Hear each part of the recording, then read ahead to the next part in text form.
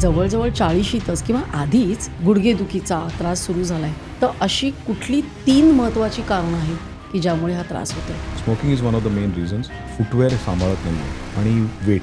तुम्ही काहीच केलं नाही, घरी बसलात आणि हे काय दुखायला लागलं, it is a beginning of arthritis. धावणं गुडघ्यासाठी वाईट का चांगलं? नाही चांगलं. वजनाने गुडघा खराब होतो याचे काही रिपोर्ट्स नाही. हो, आपण फार निष्काळजी आहोत आपल्या फुटवेअरबद्दल. विशेषतः आम्ही हील्स घालतो. नाही, हिल्स ॲक्च्युली जर 2 इंच 3 इंच हिल्स असेल, it is good for your knees. Flip flops चपला आपण घालतो, we wear it everywhere. Slippers चांगल्या की वाईट घालणं? मग घरात कुठले वापरायचे? घरात इट हॅज टू बी ज्यांची चांगली बॉडी आहे. जॉन इब्राहिमच्या एका इंटरव्ह्यूमध्ये तो बोलला आहे की ऑल दिस इज 80% डाएट. दिवसभर व्यायाम करायचा, रात्रभर दारू प्यायची, it is not going to work for you. मग कोणत्या वेळी तुम्ही असा निर्णय घेता की नाही आता हा जॉईंट रिप्लेस करायला हवा? हिपमध्ये जेव्हा I think 20% of people come very late because of fear. आपण काय लवकर गेलात तर करतो, सगळं वाचेल. आजचा message is come on time. Person like Yuvraj Singh goes and takes treatment on day 1. And Rishi Kapoor kind of people who go late the same centres for therapies, we can't save them. तरुणांना कोणते 3 सल्ले तुम्ही द्याल? व्यसनं टाळा, मसलचं टोन सांभाळा, खूप वेळ बसून नका. कॅल्शियम, मॅग्नेशियम आणि विटॅमिन डी हे प्रत्येकाने घेतलं पाहिजे. प्रत्येक स्त्रीनी 50शी नंतर घ्यायलाच घ्यायलाच पाहिजे. पाहिजे. मी ऑर्थोपेडिक सर्जनना विचारावं असं वाटतं की गरम पाण्याने शेकायचं का थंड पाण्याने? तुम्हाला वाटतंय की मला काय लागलंय, तर ते स्वेलिंग कमी करायला आयसिंग आहे, पण स्वेलिंग नाही आहे, जस्ट नुसतंच दुखतंय, तर हीट वर्क्स. स्त्रियांनी काय केलं पाहिजे? कारण साधारण हॉर्मोन्समुळे Yes. त्यांच्यामध्ये ओबेसिटी थोडीशी माइंड असतेच. मग त्यांनी काय करावं? स्त्रियांसाठी I think yoga is one of the best. साधारण आठवड्यातनं किती मिनटं व्यायाम केला पाहिजे? I remember a patient who comes to me from out of India. घरातनं काढून टाकलं, नमाज पढता येत नाही म्हणून. म्हणजे तिला नमाज पडता येत नाही म्हणून तिला घराबाहेर काढली होती. घराबाहेर काढलं.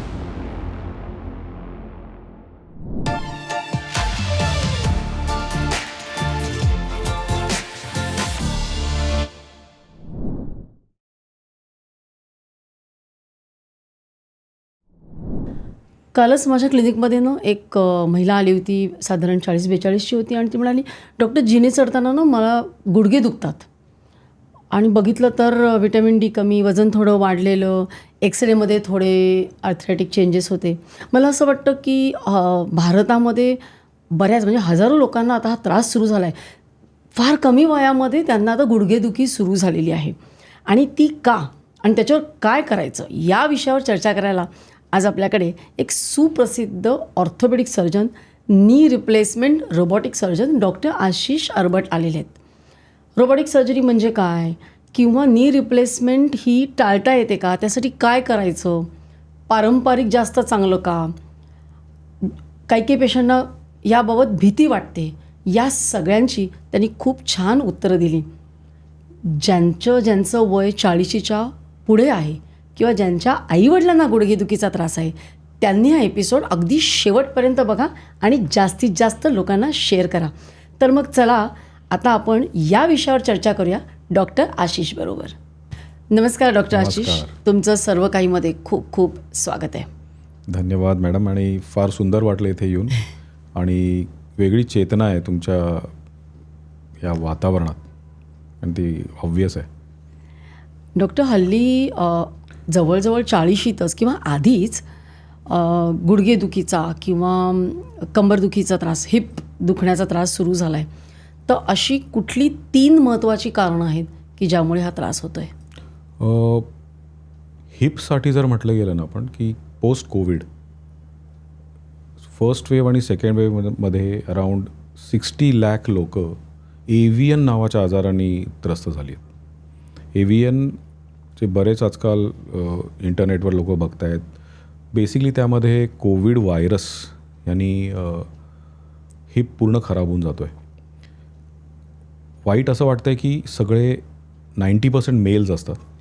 Working group, age ranging 19 to 40, young एजचे लोक आमच्याकडे खूप येत आहेत आणि बऱ्याचशा टेक्नॉलॉजीज आता आल्या आहेत की त्यांना पूर्ववत करता येईल. काय होतं की ह्या यंग लोकांचं लाईफ पूर्ण उद्ध्वस्त होऊन जातं. कोविडमधनं आलेत आणि आगीतून निघाले, फुफाट्यात पडलेत, जॉब्स गेलेत, डिवोर्सेस झालेत, बऱ्याच गोष्टी आम्ही बघितलेल्या आहेत आणि सायकोलॉजिकल कम्प्लिटली डिप्रेस्ड झालेले असतात, कारण काय बाथरूमला जाणं पण डिफिकल्ट होऊन जातं. पण त्याची स्टेजिंग आहे आणि स्टेजिंग अर्लीमध्ये आले तर आजकाल काही आम्ही स्टेम सेल्स, दर गोष्टीलाच सर्जरी लागेल असं नाही आहे, बरोबर आहे. सगळ्यात लहान पेशंट कुठला बघितला आहे तुम्ही? सर्वात यंग ज्याला मी रिप्लेस केलं इज 18 years old. ओ, 18व्या वर्षी पण होतं म्हणजे. तो एज नाही आहे, तो आजार किती खराब कोविड होता, किती हे होता. आता नीचं जर आपण घेतलं तर नीमध्ये उतार वयात जास्त होतं आहे, पण हिपमध्ये we are seeing very young people. पण मग गुडघेदुखीची अशी कुठली आणि तीन कारणं आहेत? गुडघेदुखीची मेन कारणं एक तर जेनेटिक, तुमच्या फॅमिलीमध्ये हिस्ट्री असेल तर. सेकंड थिंग, तुम्ही मॅरेथॉन रनर्स आहात, तुम्ही फुटवेअर सांभाळत नाही आहे, लाँग स्पोर्ट्स आणि weight. One of the main reason is weekend warriors. आठवडाभर काही करायचं नाही आणि सडनली आपण 10 किलोमीटर पळून यायचं. स्ट्रेंथ ट्रेनिंग आणि स्पोर्ट्समध्ये फरक ठेवावा, म्हणजे स्पोर्ट्स आणि एक्सरसाइज. लोक आता क्रिकेट खेळणार त्यांना वाटतं मी फिट आहे, किंवा फुटबॉल खेळणार मी फिट आहे. नाही, कुठलाही प्लेयर असतो तो पहिले आपली पूर्ण body he works on his whole self. तुमची बॉडी, तुमचे मसल्स किती फिट आहेत, तुमचे लिगामेंट्स किती चांगले आहेत, तुमचं diet is a very very important part. आणि आजकाल रॅम्पंटली स्मोकिंग आणि use of the other drugs during smoke, त्यांनी पण आम्ही खूप यंग लोकांमध्ये अर्थरायटिस बघतो आहे. Smoking is one of the main reasons. आणि of course we should not name all those जे स्मोकमध्ये टाकून आजकाल घेत आहेत, त्यांनी पण आम्ही हे कार्टिलेज लॉस फार बघतो आहे. आणि यंग एजमध्ये sitting jobs, lack of exercises, आणि खूप फॅट जमतं मसल्समध्ये because sitting jobs. So we were hunters and gatherers to begin with. So we are not doing it. At least 4 days a week काही ना काहीतरी आपण करायला पाहिजे, so that we maintain the tone. मसल्सचा टोन मेंटेन राहिला की तुमचे नीज तरी ॲटलिस्ट नॉर्मल राहतात. आणि एक मोठा विषय जो आपण एस्पेशली साऊथ एशियन्स टाळतो इज फुटवेअर. आपण फार निष्काळजी आहोत आपल्या फुटवेअरबद्दल. काहीही घालायचं, कुठेही चालायचं, कुठल्याही सरफेसवर चालायचं. विशेषतः आम्ही हिल्स घालतो. नाही, हिल्स ॲक्च्युली लिमिटेड हिल्स, जर 2 इंच 3 इंच हिल्स असं, it is good for your knees. Really? या, पण ते स्टिलोटोज किंवा मोठे काही घातले that's a different story. But थोडं हिल असावं, पण त्याला कॅरी करता आलं पाहिजे, मसल्सला टोन असलं पाहिजे. See, either you understand your body. आता बॉडीमध्ये पण जेव्हा जिमला जातात प्रत्येकालाच 6 packs असं नाही आहे. 3 प्रकारच्या बॉडी असतात. They have ectomorphic body, endomorphic body आणि मिझोमॉर्फिक बॉडी. म्हणजे बेसिकली तुमची जी बॉडी टाईप आहे त्या हिशोबाने जर तुम्ही व्यायाम केलेत तर हे आजार टाळता येतील. आज जे प्रेक्षक बघतायत त्यांना कळायला पाहिजे. एक तर एक्टोमॉर्फिक बॉडीचा एक्झाम्पल आपण घेतलं तर शाहरुख खान, शाहिद कपूरची जी बॉडी आहे, म्हणजे athletic body, lean body, Deepika पाडुकोनची बॉडी जी आहे. सो त्या लोकांनी they should more go for athletics, gymnastics, something like karate, tai chi. पण ती लोकं जेव्हा हेवी वेट ट्रेनिंग करतात, बॉडी डेव्हलप होणारच नाही आहे. हेवी म्हणजे अतिशय हेवी, 10 times बॉडी वेट करून मारतायत, त्यांना इंजरीज होतात, लिगामेंट्स गेले. इंजरी सुरू झाल्या की मग हे अर्थरायटिस आणि हे सगळं सुरू होतं. एंडोमॉर्फिक बॉडीचे एक्झाम्पल्स आर असे राऊंडेड पर्सनॅलिटीज असतात. एक्झाम्पल से गोविंद धाव, दॅट काइंड ऑफ पीपल. तर त्यांनी डाएट प्लस स्ट्रेन ट्रेनिंगवर जास्त फोकस करायचा आणि कार्डिओ एवढं करायचं नाही, तर बॉडी त्यांची लूज होते. बिकॉज त्यांच्यामध्ये फॅट कंटेंट, थोडेसे ओबीज असतात, थोडेसे ओबीज. सो त्यांनी दे should more focus on strain training on the machines. बर. आणि डाएटमध्ये फार पर्टिक्युलर राहायला पाहिजे ना. गोड खातायत, वीकेंडला पूर्ण आठवडा एक्सरसाइज करतात आणि वीकेंडला दे हॅव अल्कोहॉल और दे लूज इट. आणि मिझोमॉर्फ जे आहेत त्यांनी कार्डिओ नाही करायचं, कमी करायचं. का? सी, काय असतं की स्किन आणि मसलच्या मध्ये जी स्पेस आहे त्यांची जास्त आहे. So they either develop fat there, किंवा नुसतं कार्डिओ करत बसला तर ते लूज होतं, तर ती बॉडी त्यांना टोनमध्ये राहत नाही. So endomorphs should always do good diet control आणि स्ट्रेंथ ट्रेनिंग ऑन मशीन्स. बरं. ओके, आणि रेग्युलर करायला पाहिजे ते. आणि तिसरी प्रकारची बॉडी असते मिझोमॉर्फिक, म्हणजे if you have born with a good physique, say Akshay Kumar और that kind of Vidyut Jamwal kind of personalities. So they are lucky, they are nature's freaks, they happy. तो they should continue doing strength training आणि endurance exercises, म्हणजे body weight training झालं किंवा those people have less problems in life. पण मिझोमॉर्फचा सर्वात मोठा problem आहे की they put on weight also very early, they lose weight, आणि बॉडी ट्रान्सफॉर्मेशन खूप करत बसलात तर मग कार्डियक प्रॉब्लेम त्यांना जास्त होतात. सो ते एक लक्षात घेतलं पाहिजे. दुसरं, तुम्ही तिसरं जे कारण विचारलं की एक मिनिट, याच्यामध्ये मला असं विचारायचं आहे की स्त्रियांनी काय केलं पाहिजे, कारण साधारण थोडंसं हॉर्मोन्समुळे त्यांच्यामध्ये ओबेसिटी थोडीशी माइल्ड असतेच, मग त्यांनी काय करावं? स्त्रियांचं मी एक नोटीस केलं आहे की especially menopause.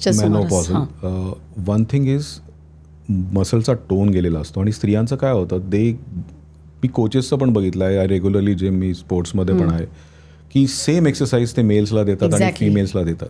That is not how it should be. की female body can not have the same pattern of the female beauty and a male machoness has to be separated. Different bodies आहेत, genetically different आहेत, hormones are different. So women should more focus first of all on stretches. Okay. त्यांची body लवचिक आहे, तिला लवचिक ठेवा. खूप strength training वेड्यासारखं काहीतरी वेट्स मारतायत किंवा नुसतं झुंबा करतायत, तर आय थिंक दे शूड, स्त्रियांसाठी I think yoga is one of the best form of हे. आणि they should definitely do strength training with holding, म्हणजे रिपिटेशन कमी करण्याचं. जे आता सपोज तुम्ही 50 किलोज उचलू शकता, त्याचं 70% वेट घ्यायचं आणि you should do less very slowly anaerobic exercises. नाही तर काय होतं, you do at a particular speeds, aerobic and anaerobic exercise असतात, you do it slowly, less repetitions and more holding. Tone येणं, बायकांचा टोन जातो, तर टोन यायला जे पिलाटीस झाले, योगा झाला, अँड ऑफकोर्स डाएट. आणि if it is pure hormonal, you should always consult your gynaec or something. Because काय होतं, women tend to get depressed very fast, की नाही माझी बॉडी ट्रान्सफॉर्म नाही झाली, I leave the gym. The patience and perseverance is the key. आणि fad नको, म्हणजे आजकाल आम्ही जे इंजरीज मोस्टली बघतोय, सडनली कंपनीनी सांगितलं आणि मी मॅरेथॉन करतोय, सडनली काही प्रूव्ह करायला I am trekking which I am not use to. Body fit असेल तर काही पण करू शकेल. हे वीकेंड वॉरियर सिंड्रोम आता या जनरेशनला खूप यायला लागला, and that is very dangerous. अच्छा, तिकडे पण गेल्यावर देल have all the abuses, they'll have smoking, drinking post a trek or post a sport. ते अवॉइड करायला पाहिजे. You have to respect your body. Doctor, पण मग साधारण आठवड्यातनं किती मिनटं व्यायाम केला पाहिजे आणि त्याचं कॉम्बिनेशन काय करायला पाहिजे? एज रिलेटेड आहे ते, आणि किती मिनटं असं नाही आहे. तुम्हाला चेंजेस ॲटलिस्ट 6 वीक्सनी बॉडीत दिसायला पाहिजेत. तुम्ही काही स्केड्यूल फॉलो केलं तर तो चेंजेस दिसले नाही तर you have to change your schedule. त्यात अजून एक मोठी बाब आहे की मी सकाळी करायला पाहिजे की संध्याकाळी. Your body answers. सो हे आता आम्ही जेव्हा IPLचे प्लेयर्स वगैरे ट्रीट करतो, आता स्पोर्ट्स सायकोलॉजीमध्ये हे आलं आहे की there are some slow fibres काही लोकांचे असतात आणि काही फास्ट असतात. तर if you see bowlers how they choose first ball कोणाच्या हातात द्यावा, हे डिस्कशन असतं की हा माणूस अर्ली वॉर्मअपवाला आहे की लेट. And this was told to me my good friend Zaheer Khan की त्याला फर्स्ट बॉल द्यायचे नाहीत, because he to take time to warm up there in the ground. But Venkatesh Prasad use to have he was his muscles way okay. So first ball, त्याचं कारण हे आहे की सकाळी व्यायाम करून बघा, if you feel good about it, you are energetic the whole day, और you get tired after it, then go in the evening. You try that. So there are so many people who work out in the evening, there are so many people who, त्याच्यामागे वेळ नाही आहे, त्याच्यामागे कारण आहेत. So there are people like Akshay Kumar want to work out in the morning and Salman Khan and all work out in the evening. It's just that because the body shows changes. पण ते कसं कळणार मग? You have to try it. You have म्हणजे to feel आपण good. केल्यानंतर आपल्याला जर दिवसभर थकवा जाणवत राहिला तर सकाळी नाही करायचं, सकाळी नाही करायचं. आणि संध्याकाळी केल्यावर यू मग आपण शुड झोपतो रात्री. हां, पण झोपतो. बॉडीला रिकव्हरी टाईम पण देणं फार गरजेचं आहे. Now second part of it was किती वेळ करावा. At least 5 days a week and give 2 days the body to heal. Problem काय होतो, 6 days जातात. That is not good because healing needs time and rest. तर तेव्हा स्ट्रेचेस आर व्हेरी इम्पॉर्टंट. आणि 1 day of total rest, कुछ नहीं करना. If you go to bodybuilding competitions, there is a day in a week where they don't do anything, including meditative non-thinking. They don't think also. That's a different stage of life, but that's very important. पण Body needs किती to मिनिटं करायला हवा? warm up at least 40 minutes. Warm up म्हणजे काय? म्हणजे आता बॉडीला काही पर्टिक्युलर ॲक्टिव्हिटी करायला तुम्ही बॉडीला वॉर्मअप करता, की नाही तर काही डायरेक्टली जाऊन तुम्ही वेट्स सुरू केले, you might get injured. So you have to start जे मी करते. जिम. अच्छा. कारण मला वेळच नसतं वॉर्मअपला. मी 5 मिनिटं वॉर्मअप करते, मग वेट्स करते. सी नाव किती मिनटं करणं असं त्याला काही कुठे लिहिलेलं नाही आहे. पण the best warmup I feel you should. काहीच नाही मिळालं, पीपल काय करतात, कार्डिओला वॉर्मअप समजतात.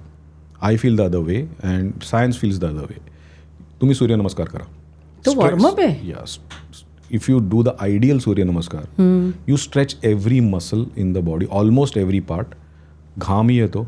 So if you do 8 to 13 जे आपले मंत्र म्हणून आपण करतो, 13 तेवढे जरी केले, your whole body stretched out, your free, your muscles are ready, and then do your schedules. माझा ना ट्रेनर मला सांगायचा, म्हणजे मी ट्रेक्सला वगैरे जाते ना हिमालयन, की रोज सकाळी किती तुम्ही समिटला जाणार असला तरी 6 सूर्यनमस्कार करायचे आणि प्राणायाम करूनच जायचं. One of the best advises, stick to him. It's very very good advice, because सकाळी रात्रभर बॉडी तुमची एका स्लीपिंग स्टेजमध्ये आले, suddenly you wake up, rush to the gym, you are watching your watch, you are watching your mobile. And gym has to be a therapy, madam. That's what I tell. Gym has not to be हां, it should not be a schedule की नाही, I have to finish this today. It's not. You should enjoy, because it should be a holy space. Gym has to be a holy space where if you don't feel good about it, you try and change. तुम्ही स्विमिंगला जा, तुम्ही सायकलिंगला जा, you should feel good about your workout. Any exercise, आपण कुठलाही व्यायाम केला तरी. प्रत्येक जण जिमला जाऊन वेट्स मारतोय आणि you're not liking it, don't do it. If you're doing Zumba because your friend is doing it, don't do it. You should feel. That's what I tell my patients. You should feel good about it, and you should start seeing results in 6 weeks. आणि नाही झाले तर मग बदला. You have to change, की ते नाही तुमच्यासाठी. ॲटलिस्ट 12 weeks, म्हणजे 1 ते 1.5 महिन्यात तुम्हाला काहीही फरक, आणि तुम्ही सिन्सिअरली केलं आहे, यू फॉलोड द डाएट, आणि इट्स अ होलिस्टिक थिंग. दिवसभर व्यायाम करायचा, रात्रभर दारू प्यायची, it is not going to work for you. So see, if you see the whole bunch of people talking about diet, any big ज्यांची चांगली body आहे, जॉन इब्राहिमच्या एका इंटरव्ह्यूमध्ये तो बोलला आहे की all this is 80% diet. Djokovic sed it. So it is serious stuff. If they say 80%, and there are people who have achieved that level of fitness or good looking body.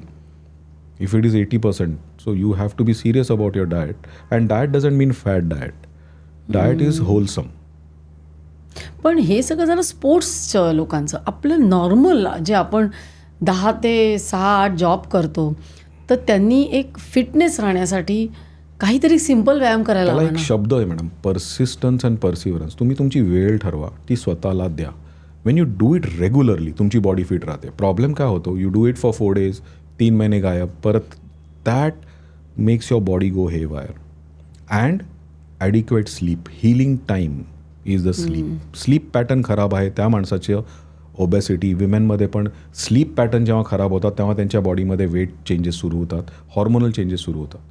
They should work on their sleep, and definitely sleep is also related to good diet. Good sleep is good health. Good health. Always. तुम्ही आता heap आणि knee replacement surgeon आहात, तर एक अशी कुठली लक्षणं आहेत 3 की ती जर असली तर तुमच्याकडे आधीच यावं, म्हणजे एका नेक्स्ट स्टेजला जायच्या आधीच लोकांनी यावं, आणि की डॉक्टर आम्हाला एखाद्या वेळेस सुरुवात होते, अशी कुठली 3 लक्षणं आहेत की सुरुवात झाली आहे? लेटस आपण नीपासून सुरू करूया. नी 3 लक्षणं तुम्ही सांगा, लक्षणं, नीची आणि 3 हिपची. तर 3 लक्षणं. एकतर आम्ही 15 days ट्रायल पिरियड देतो. 15 डेज आपला नी दुखतोय, आपण एक काही ट्राय एक्झाम्पल एक विल टेक 3 एक एज ग्रुप फ्रॉम 20 to 40 आणि 40+. ओके. सो 20 to 40 माझा मी जिम केलं, मला काही लागलं, मला पेन सुरू झालं आणि आय टूक अ कॉम्बी फ्लॅम काहीतरी घेतलं आणि मला 10 ते 12 दिवसात प्रॉब्लेम आहे आणि इट इज नॉट गोईंग. ते एक इंजरी पॅटर्न झालं. दुसरं नाही, पण म्हणजे इंजुरी ही काहीतरी वेगळा एक्सरसाइज केल्यानंतरची की रुटीनमध्ये पण रुटीनमध्ये होऊ शकते. आता आणि रुटीनमध्ये काय होतं, ट्रॅव्हल केलं आणि आपल्या वाटीच्या समोर दुखतंय, नी स्टिफ होतोय आणि देन मग तुम्ही रेग्युलरली घरचे उपाय करता ना, आयसिंग करताय, वॉट एव्हर. 2 weeks अंगावर काढायचं नाही ते. 2 weeks is a time you should maximum. That is one take home message. ह्याच्यामध्ये मला एक विचारायचं होतं, तुम्ही म्हणाला आयसिंग, तर हा एक प्रश्न मला नेहमी ऑर्थोपेडिक सर्जनना विचारावा असं वाटतं की गरम पाण्याने शेकायचं का थंड पाण्याने. Both work. स्वेलिंग आहे, तुम्हाला वाटतंय की मला काय लागलंय तर ते स्वेलिंग कमी करायला आयसिंग आहे. पण स्वेलिंग नाही आहे, जस्ट नुसतंच दुखतंय, तर हीट वर्क्स. ओके. सो तुम्हाला कळतं ना, सूज आली आहे, ठेच लागली आहे, तिथे हीट विल नॉट वर्क, कारण का ते इन्फ्लमेशन कमी करायचं आहे. जिथे इन्फ्लमेशन नाही, तुम्हाला जस्ट पेन होतं आहे. सो याचं कॉमन मेन कारण इज आपल्या मसल्सचं नॉर्मल आणि टेंडन जे आतमध्ये नीमध्ये किंवा हिपमध्ये आहेत त्याचं नॉर्मल जी ठेवण आहे ती टेन्शनमध्ये असते. Abnormal sitting patterns, long time sitting, ते मसल्स तिथे 18 मसल्स आहेत नीच्या अराउंड आणि 23 अराउंड मसल्स हिपमध्ये आहेत. तर पूर्ण ग्रुप जेव्हा काम करत नाही त्याला आम्ही कायनेमॅटिक्स म्हणतो. कुठलं तरी मसल ॲबनॉर्मल आहे, लिगामेंट ॲबनॉर्मल आहे, तेव्हा ते जॉईंट घासायला लागतं. बिकॉज त्या जॉईंटला it's like a Howrah bridge और अटल सेतू, त्याचे जे रिन्स आहेत दीज आर द मसल्स, आणि ते जेव्हा ढिले पडले आहेत किंवा ॲबनॉर्मल पोझिशनला आलेत तेव्हा जॉईंट घासतो आणि मग ते पेन सुरू होतं. आणि if it is more than, तुम्ही काहीच केलं नाही, घरी बसलात आणि हे काय दुखायला लागलं, it is a beginning of arthritis. Okay. की मी बसलो आहे, I travel for 9 hours in a flight आणि मला सडनली हे काय आहे, then we see the x rays. That is a sign की तुमची वाटी घासून राहिली आहे, तुमचा गुडघा कुठेतरी घर्षित होतो आहे. अर्ली स्टेजेसमध्ये देन वी ॲडवाईज फिजिओ करतो काय, तो तुमच्या मसलचा टोन वाढवतो. तो he makes you conscious about की बाबा हे करायला लागेल आणि if you follow it.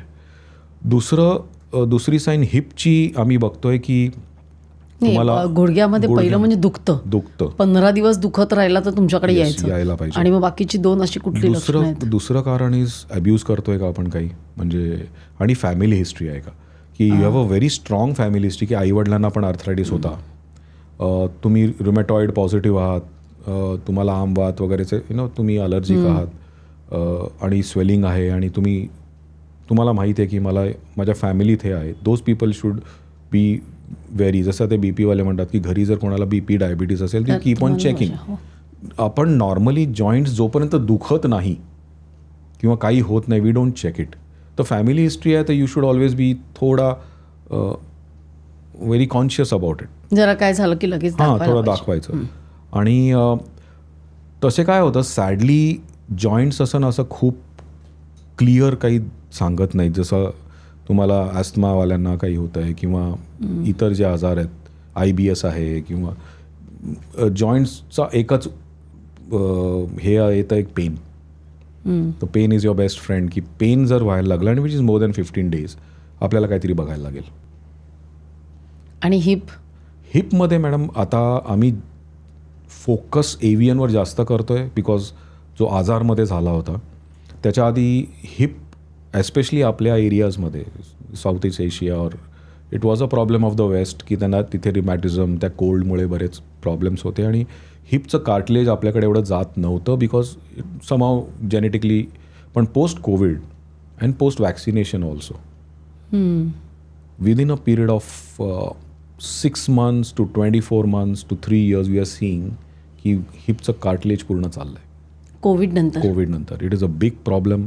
AVN, avascular necrosis नावाचा एक आजार ज्याच्यामध्ये हिपचा बॉल किंवा आपण हेड म्हणतो ते कोलॅप्स होतं आहे आणि patient normally comes with back pain or a knee pain. आणि जेव्हा आम्ही चेक करतो, नॉर्मली स्पाईन सर्जनकडे किंवा एका जनरल ऑर्थोपेडिककडे जातो आणि मला बॅक पेन आणि मेनी सर्जन्स मेनी डॉक्टर्स जे रेग्युलर एक हिप नीचा एक्सरे नॉर्मल आहे, हिपचा, पण हिपच्या एक्सरेमध्ये चेंजेस यायला पण तुम्ही स्टेज 2 किंवा स्टेज 3ला जावं लागतं. So we have to suspect very high, because ह्या ज्या स्टेजला आहे, जेव्हा हे यंग लोक येत आहेत आणि 15 दिवसापासून सर मला हिपमध्ये डिस्कम्फर्ट आहे, देर इज सम डिस्कम्फर्ट, आणि तो डिस्कम्फर्ट आम्हाला एक्सप्लेन करतात की बर्निंग प्लस पेन आणि थोडं कुठेतरी लिम्प होतं आहे मला, मध्ये जातं, I take a pain killer आणि फाईन. पण हिपमध्ये पेन येत झालं किंवा बॅकएक, बऱ्याचशा बॅकएकसुद्धा lower backache can be related to the hip. तर आजकाल आमच्याकडे जेव्हा इम्बॅलन्समुळे का कशामुळे नाही, पेनमुळे ते असं तिथे काय होतं, एव्हियनमध्ये एव्हियन म्हणजे काय सांगा. ए व्हॅस्क्युलर नेक्रो, त्या वर्डचा अर्थ आहे ए व्हॅस्क्युलर नेक्रोसिस. ए व्हॅस्क्युलर म्हणजे तिथला ब्लड सप्लाय जातोय, आणि त्याचं कारण काय, तिथलं जे सॉफ्ट म्हणजे हार्ड बोन आणि सॉफ्ट बोन आहे, तर हार्ड बोन तसंच आहे, त्याच्यावर वंगण आहे. सॉफ्ट बोन ह्या कोविड आणि अल्कोहॉल आणि या गोष्टींनी खाल्लं होतं, आणि मग काय होतं, सॉफ्ट बोन हे 24 डेजमध्ये 32 डेजमध्ये बनत राहतं आणि ॲब्झॉर्ब होत राहतं, बनत राहतं. तर ती प्रोसेस बंद होते, तिथे खडे निर्माण होतात किंवा ते कोलॅप्स व्हायला लागतं. जेव्हा सॉफ्ट बोन कोलॅप्स होतं, हार्ड बोन कोलॅप्सेस आणि हे changes, and these people come for replacements and all. पण अर्ली स्टेजेसमध्ये ही लोकं जर आम्हाला सस्पेक्ट झालं की ह्यांना एव्हियन आहे, तर वी आज अ हिस्ट्री, वॅक्सिन घेतलं आहे का, किती दिवसापासून पेन आहे, सर 15 दिवसात येतं आहे, we just get an MRI done of the hip. आणि त्यामध्ये इफ 0 आणि फर्स्ट स्टेजला जेव्हा एव्हियन आहे, आजकाल आम्ही स्टेम सेल्स रिडेव्हलप करतो आहे, त्याला ऑस्ग्रो प्रोसिजर्स म्हणतात. आजकाल ऑस्टिओब्लास्ट जे बोन फॉर्मिंग सेल्स आहेत, ते stem cell therapies are available, ज्यांनी ते हिप वाचू शकतो. पण sadly what happens is self medication इंडियामध्ये रॅम्पंट आहे, बिकॉज आपल्याकडे नॉन प्रिस्क्राईब ड्रग्स पण मिळतात, आणि I have seen people taking non prescribe drugs, और I am not against any therapy और आयुर्वेदा और समथिंग, स्टिरॉइड्स घेत आहेत, अननोईंगली घेत आहेत, नोईंगली घेत आहेत, and they end up because of a fear of surgery, की हिप आणि नी रिप्लेसमेंट आता मॉर्बिड राहिलं नाही. त्याच्यावर आपण आज तोच विषय आहे की ती फिअर जी कॉमन मॅनला आहे, की ऑपरेशन हा जो शब्द आहे हा खूप वजनदार शब्द आहे. ते ऑपरेशन आता त्याच लेवलला राहिलं आहे का, तेवढंच मॉर्बिड राहिलं आहे का, की ऑपरेशन हे मला काही मोठ्या ह्याच्यातनं दिव्यातनं जावं लागणार नाही का. तर आता ते दिव्य सुपर स्मूथ झालं आहेत. त्यासाठी आता मॉडर्न टेक्नॉलॉजीज आल्या आहेत, रोबोज आलेले आहेत, की whole experience is so smooth की एक हिप रिप्लेसमेंट और अ नी रिप्लेसमेंट एका डेंटल प्रोसिजर एवढं सुसज्ज आणि स्मूथ झालं आहे, which is unbelievable. But you have to choose the right. जसं तुम्ही एक राईट गुरु शोधता, तुम्ही एक राईट माणूस शोधला पाहिजे ज्याला ते करता येतं. So I always compare it with the angioplasty और हिप ओपन हार्ट.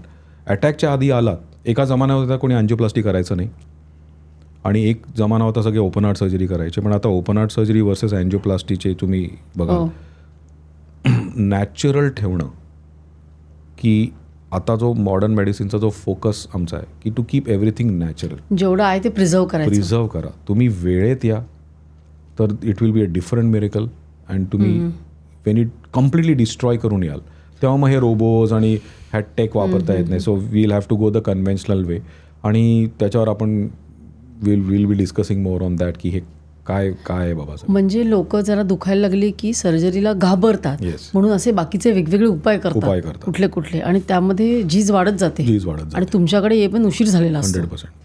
मग जर ते लवकर आले तर गुडघा म्हणजे शस्त्रक्रियेपूर्वी काही असे उपाय आहेत का, म्हणजे जसं आपण म्हटलं स्टेम सेल, की ज्याच्यामुळे आता बरीच वर्ष ते ढकलता येईल पुढे. 100%. आणि जे कॉन्शियस लोक आहेत ते येतात, सो बेसिकली फुटवेअर चेंजेसपासून आपण देतो. फुटवेअर चेंजेस म्हणजे काय करायचं? आता फुटवेअर म्हणजे कसं आहे, आता म्हणजे डॉक्टर असून मी पण नाही कधी विचार केला. मी आपलं हील्स घालते आणि जाते. आजकाल गेट लॅब्स आल्या, तुम्ही बघत असाल सगळीकडे. ते असं पायाचं इम्प्रेशन घेतात. कधी तुमचा पाय फ्लॅट असतो, कधी तुम्ही एक्सटर्नल रोटेटेड म्हणजे टीबीएल टॉर्शन वगैरे असतं ते थोडं आपल्याला अजून कळत सिम्पल नाही. करून सांगा आपल्या म्हणजे पाय प्रेक्षकांसाठी. हलकेसे ते फिरतात चालतं हां, कळत नाही. तर आजकाल it's we are technology people. आमचं generation is all technology. Tech काय करत आहे की तुम्ही कसे चालताय याची एक पॅटर्न गेट पॅटर्न बघतात. त्यामध्ये तुमच्या गुडघ्यावर ॲबनॉर्मल फोर्सेस पडतायत का आणि त्यामध्ये मग काही footwear modifications of the shelf footwear आहे ते देतात. मग असं नाही की फुटवेअर बनवून देतात. ऑफिशियली अवेलेबल फुटवेअर आहेत. व्हॉट हॅपन्स आपण आपल्या कम्फर्टला आता सिम्पल आहे. फ्लिप फ्लॉप्स चपला आपण घालतो. We wear it everywhere. Slippers चांगलं की वाईट घालणं. Do the Caucasians do that नाही. ते सँडमध्ये घालतात. आणि आपण रोज घरात आपण रोज घरात खेळताना पळताना I have seen people running in the morning on slippers. किती जण घालतात. त्यामध्ये का नाही ट्रेकिंग मध्ये पण करतात लोक. त्यामध्ये तुमचा गुडघा का नाही खराब. आता तुम्ही कुठल्याही वेस्टर्न फिलॉसॉफी बघा. ट्रेकिंगला त्यांचे वेगळे शूज असतात. आता साधं ड्रायव्हिंग आहे. मोकॅसिन्स नावाचे शूज आहेत. They are made for driving. त्याच्या मागे एक एक्स्ट्रा सपोर्ट असतो. वाय फ्लॅट तुम्ही हिल्सनी ड्राईव्ह केलं तुमचं डेफिनेटली अँकल आणि काफ मसल्स दुखणार. कठीण पण होतं ते जेव्हा हिल्सनी ड्राईव्ह करते तेव्हा. आपण आउटडोर शूजनी ड्रायव्हिंग पण करणार आहे. It is not meant for it. मग घरात कुठले का वापरायचे. घरात it has to be so where I coming to the knees तर will study that kind of stuff. घरात पण 2 इंचेस हील थोडासा पाय आपला इक्वायनसमध्ये पाहिजे. थोडा okay. If you see some slippers now किंवा स्पोर्ट्स शूज आजकाल थोडेसे 1.5 to 2 inches that's good. Second thing it should be very comfortable while your walking. फुटवेअरनी फार फरक पडतो या लोकांमध्ये. सेकंड थिंग वेट मॅनेजमेंट आणि मसलचा टोन कसा आहे ते बघतो की खूप ढिले ढाले मसल झाले आहेत किंवा खूप टाईट झाले आहेत. त्यामध्ये पण ॲबनॉर्मल फोर्सेस कसं आहे मीडियल साईड म्हणजे मधली साईड गुडघ्याची 60% वेट घेतलं पाहिजे. बाहेरची साईड 40%. ह्या लोकांचं ते ॲबनॉर्मल झालेलं असतं. हिकडचे मसल्स लूज आहेत हे टाईट आहेत आणि मग तो घासायला लागतो. सिमिलरली फॉर द हिप म्हणजे पार्श्वभागावर प्रचंड फॅट जमलं आहे. पोट वाढलं आहे. It is going to it's not trainer. रिक्षावर जर तुम्ही सुमोचं वजन टाकलं तर ती टायर तर जाणारच आहे. सो ते अर्ली स्टेजला आपल्याला बऱ्यापैकी we can give them rehab. रिहॅबमध्ये काय करतात की तुमचा कोर कसा आहे. लोक म्हणजे पहिलं वजन कमी करणार आहे. फुटवेअर चेंज करायचं. म्हणून आता जहांगीरला पण it's a multi doctor approach. So why should you go to a good centre like Jehangir or तिथे गेट लॅब आहे जहांगीरला. We have. अरे वा. So and we also are improvising. आमच्याकडे वेलनेसेस एक सेंटर. मी बघितलं. So it's one of the best high tech wellness centres. आणि second आणि अजूनही येत आहे तर त्यामध्ये it is much above the gate labs and all. It's a lot of holistic thing. Yogas आहेत थेरपीज आहेत. So being conscious about your bodies म्हणजे तिथे इवन हिलिंग थेरपीज आहेत. म्हणजे it's open to everything. It's bit not in the campus of the hospital but Jahangir wellness is one. So तिथे सगळ्या गोष्टी बऱ्यापैकी होतात. तिथे इयरली आता लकीली पुण्यात तरी लोकांची इयरली चेकअप्स होत आहेत. त्यामुळे ते फोर्स्ड आहेत कंपनीचे म्हणजे नाही करत. They should look about it and early science नजरअंदाज नाही करायला पाहिजे. And don't fall in for the quackery what I feel. Talking about quackery हल्लीचे कोलॅजन ग्लुकोजामिन क्रिएटिन ते बरोबर आहे का योग्य आहे का. See now creatine glucosamine is one molecule which is given up. त्यांनी sugar molecule it doesn't work. Glucosamine creatine आणि जे एल-आर्जिनिन वगैरे आहे it should be taken only if you are working out. किती घ्यायचं क्रिएटिन. त्याला तुमच्या बॉडी वेटनी त्याचं हे आहे ना. तुम्ही बरोबर 2 ते 3 ग्राम ते घेता. पण क्रिएटिन घेऊन you are not working out. त्याचा काही उपयोग नाही. कोलॅजन 1 आणि कोलॅजन 2 हा डिफरंट प्रकार आहे. तर कोलॅजन 1 तुमच्या सप्लिमेंटमध्ये आहे का. ॲब्झॉर्ब होत आहे का. आता आपण कोलॅजन घेतो आहे पण we don't have any papers की कोलॅजन 1 ॲब्झॉर्ब होतं आहे. सेकंड थिंग मोठा problem collagen it's only animal source. तर आपले प्युअर व्हेजिटेरियन लोक ते घेऊच नाही शकत. पण ते हल्ली येतं ना algae वरनं बनवलंय वगैरे. See ma'am none of them are FDA approved. None of them. So for us it is a nutraceutical. It is not a pharmaceutical. So commenting on a national platform won't be good because definitely. But only thing me emphasis करतो is a tone of your body muscles. Muscles 18 muscles versus 2 bones, 23 muscles versus 2 bones, and lifestyle. It becomes a major problem for us nowadays. I wouldn't say कि arthritis वाढतोय. We are diagnosing more. People are getting conscious more. लवकर येत आहेत. आणि त्यांना तेव्हा दुसरं काही लोक येतात ज्यांना आम्ही बघतो की त्यांना एक पर्टिक्युलर अँगल बॉडीचा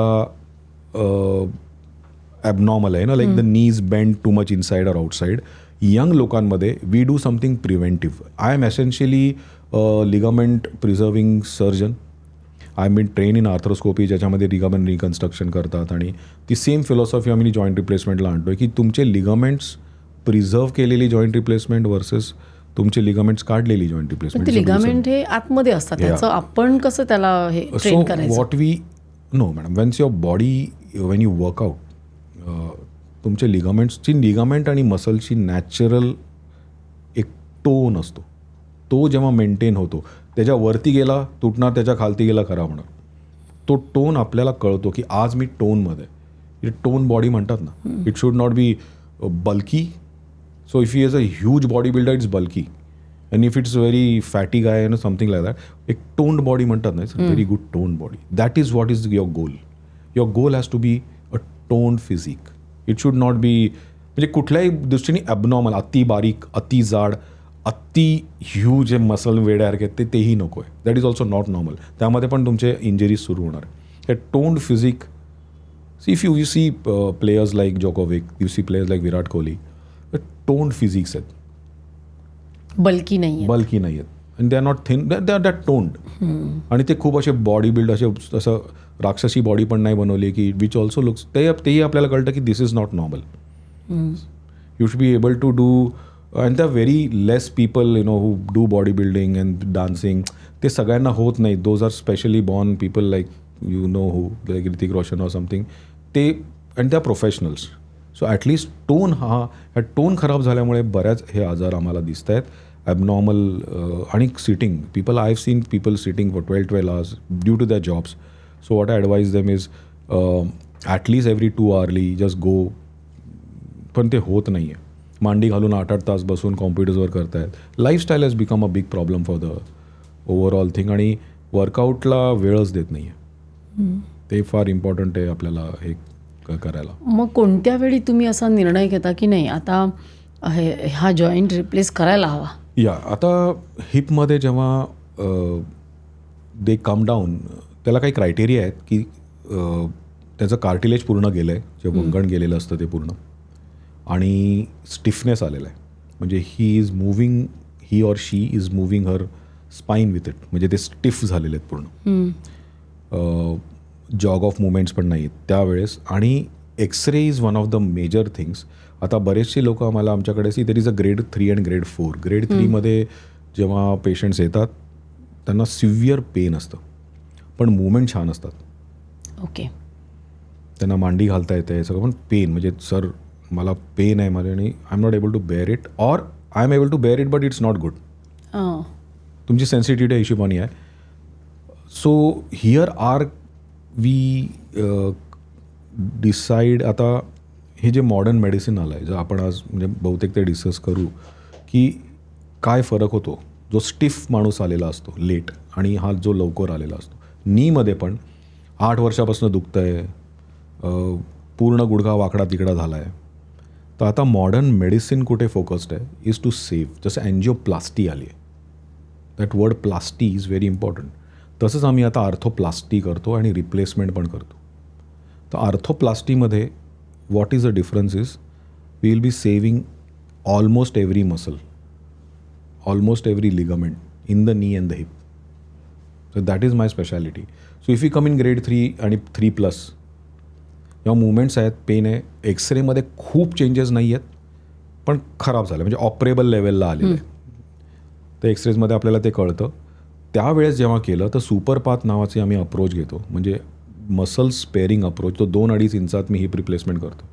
आणि now we have got the cut असतो का लॅप्रोस्कोप घालून? कट असतो. छोटा natural hip replacement is around 18 inches 30 inches. आणि तो 1 डायमेन्शनमध्ये होत होतो. आजपर्यंत जे हिप रिप्लेसमेंट होत होता की इट वॉज अ मॉर्बिड, सगळं खराब झालं का आता आमच्याकडे या, आम्ही हिप रिप्लेस करू, आपल्याला प्लास्टी करायची. So what we will be doing is robots आलेत. सो वॉट हॅपन्स, रोबो जो आलेले आहेत, I am doing robotics for the last 14 years. So robo आला. What was robo? It was not Iron man.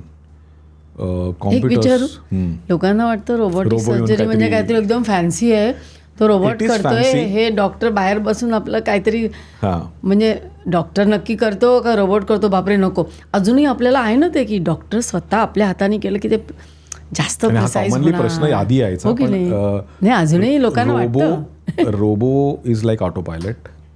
तो काय land नाही करत. तो काय थिंकिंग त्याचं थिंकिंग नसतं. नसतं त्याला. तो काय करतो, पायलटला अल्टिट्यूड दाखवतो, एअर प्रेशर दाखवतो, तो दाखवतो विंड किती आहे, रनवे कुठे आहे, all that stuff. If exactly similar सर्जरीजमध्ये की जेव्हा हा माणूस आला की initially it started with navigation की बाबा याचे अँगल्स काय असतात. इट वॉज वन डायमेन्शनल, जे आपल्या डोळ्याला जे दिसत नाही, जे आपल्याला दिसत नाही. की आता नॅचरली आपल्याला एक पर्टिक्युलर एक्झाम्पल घ्यायचं तर कुठल्याही मूवीमध्ये गेलं आणि टर्मिनेटर बघितलं तर robo is shooting like this हो. And we have to take that angle because आपल्या डोळ्याला नॅचरली 16-20 डिग्रीज एक डेफिसिट आहे. We have a blind spot also.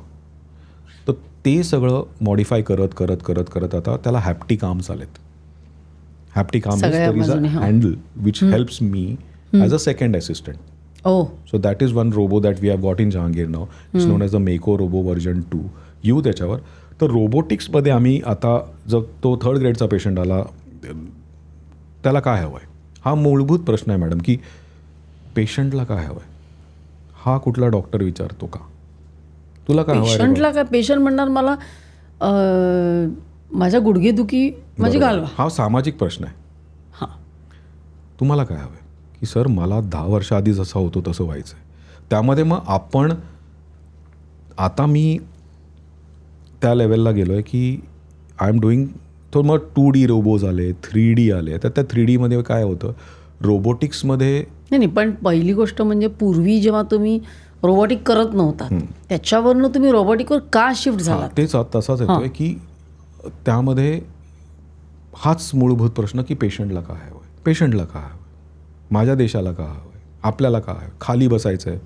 Joint replacement नंतर खाली बसता येत नाही आहे. हो, येतं का बसता? मला असं ह्या कधी लोकांना वाटतं. भीती वाटते की सर्जरी झाली तर यार मी नाचेल का, मला सायकल चालवता येईल का, आम्हालाही प्रश्न होता. आणि when we were training, world was training, 130 कंट्रीजचा प्रॉब्लेम आहे. Everybody is thinking, see doctors also human being at the end of the day. मी डान्स करू शकेन का, मला फुटबॉल खेळता येईल का? जॉईंट रिप्लेसमेंट तेव्हा so I am practising since last near about 20 years now. But माझ्या आधी जेव्हा जॉईंट रिप्लेसमेंट 40 वर्ष आधी सुरू झाली आहे तेव्हा इट वॉज की पूर्ण खराब झालं आहे, पूर्ण बदलून टाकायचं आणि बाबा चालेल. पण नॅचरली वी आर ह्युमन्स, आपल्याला अजून हवं आहे, अजून इंजिनियर्स. मग इंजिनिअरिंग आणि मेडिसिनचं जे मॅरेज सुरू झालं, MRI झाले, प्लास्टी झाल्या, ॲनॅटॉमिकल स्टडीज सुरू झाले. जेव्हा पिक्सार आलं, 3D 4D स्टडीज व्हायला लागले की रे आपला गुडघा ना हिंज नाही आहे, आपला हिप हिंज जॉईंट नाही, म्हणजे असं नाही आहे. It is rotating. चढताना वेगळं आहे, उतरताना वेगळं आहे, बसताना वेगळं आहे. त्या डिझाईन्स यायला लागल्या. Engineer started making the parts that way. आणि those are the time when we entered. पण ते टाकायला वी नीड गॅजेट्स. तेव्हा computers were. So computer started helping in designing, in placing. मग ते 1 डायमेन्शन आलं, मग अजून 2nd डायमेन्शन्स आलं आहे, मग 3D आलं. So last couple of years आम्ही 3D रोबोटिक्स वापरत होतो. आता 4D आलं आहे. आणि आता टाकायला पण हँड्स आलेत. So basically robotics in medicine is planning. Understanding your body the way you are, जे मला दिसत नाही. एक एक्सरे 1D बघितला, प्रत्येकाचे मसल्स वेगळे आहेत, ते रोबो आम्हाला. प्रत्येकाचे अँगल्स वेगळे आहेत, प्रत्येकाचा उभं राहायचा. आणि AI आल्यामुळे आम्ही सिम्युलेट करतो सर्जरी आता.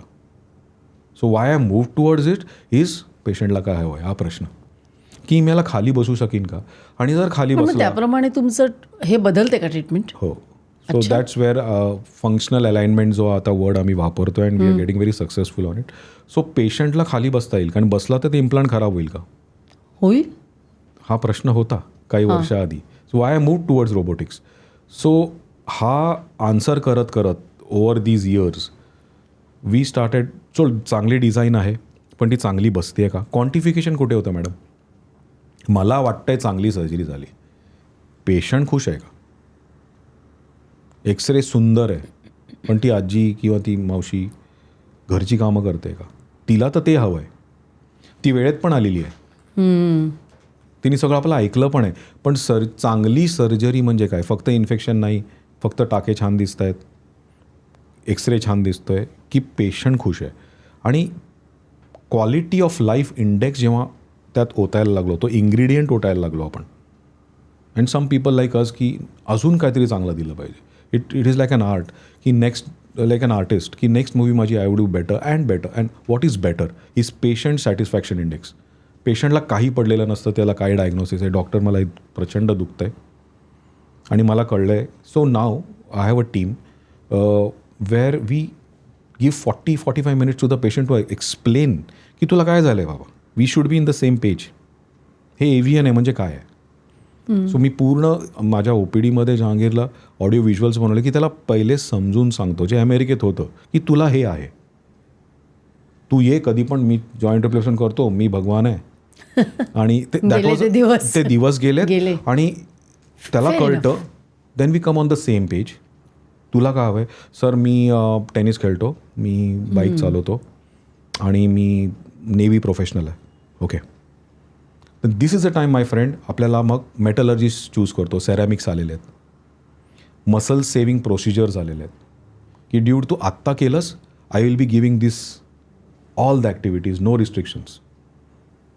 किती वर्ष? आणि 10, 15, 20 now madam let us go there now. आता so why we are still there की आपण का आलो तिकडे is I am finding the modern robotics. जो मेको आता आमच्याकडे आला आहे, it's where are few machines in the world that we have. And luckily जहांगीरला ते आलं आहे. And since I have near about 14 years of experience in robotics, we have moved towards it. आता F1मध्ये बसलो आहे आम्ही. आता तो पण एक मोठा गहन विषय की सगळीकडे रोबो रोबो रोबो म्हणतात.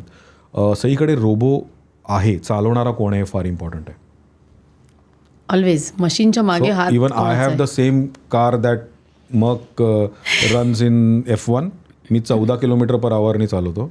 मॅक्लॅरेन. So that's how it is, the same machine. But so now we moved out. And then आम्हाला कळायला लागलं की हे मॉडर्न इम्प्लांट्स टाकायला जी मशीन्स आम्हाला हेल्प करत आहेत, we are getting better results. Patient खाली बसायला लागलेत, पेशंट्सला ॲक्टिव्हिटी जमायला लागल्या, गावाकडं इंडियन टॉयलेटला बसायला लागलेत, पेन फॅक्टर नाही आहे, लाईफ इम्प्लांटचं वाढलेलं आहे.